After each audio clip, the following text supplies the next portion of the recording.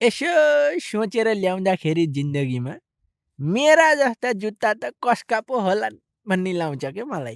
त्यही जुत्ता लाएर चाहिँ हिँड्नु पर्यो पार्कतिर निस्केको। यो फुच्चेले ट्याक्कै टाइममा स्कुटर ल्याएर बवाल देख्यो के ल। मलाई फेरि यो घाम लागेको बेलामा पार्कतिर निस्केर ढाड नसेकाएसम्म खाएकै पच्दैन ल।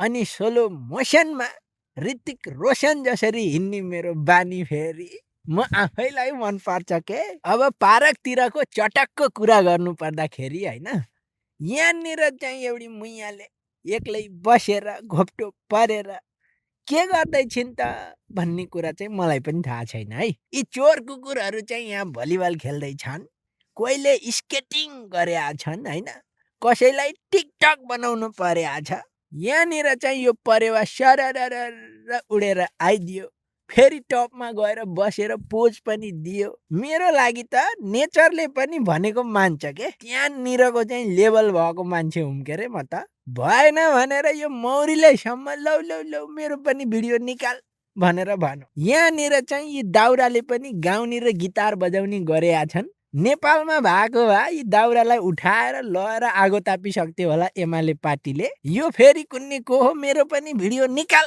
भनेर भन्यो, मैले पनि वाइ नट भनेर निकाल्दिएँ। अनि फेरि बेन्चीमा बसेर भुइँमा बसेर घाम ताप्दै ताप्दै यसो सोच विचार गरेँ होइन। यो पार्क पनि घाम लागेको बेलामा चाहिँ ठ्याक्कै म जस्तै राम्रो देखिँदो रहेछ भन्ने कुरो चाहिँ कन्क्लुजनमा आयो के। अब दिनभरि बसेर घाम ताप्न त मन थियो, तर के गर्नु, घामै हस्ता हो। यो युके को मौसम भन्ने कुरो गतिलो छैन के। त्यही भएर म त घरतिर निस्केँ होइन।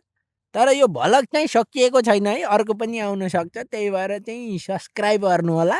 अहिलेलाई चाहिँ बाई बाई।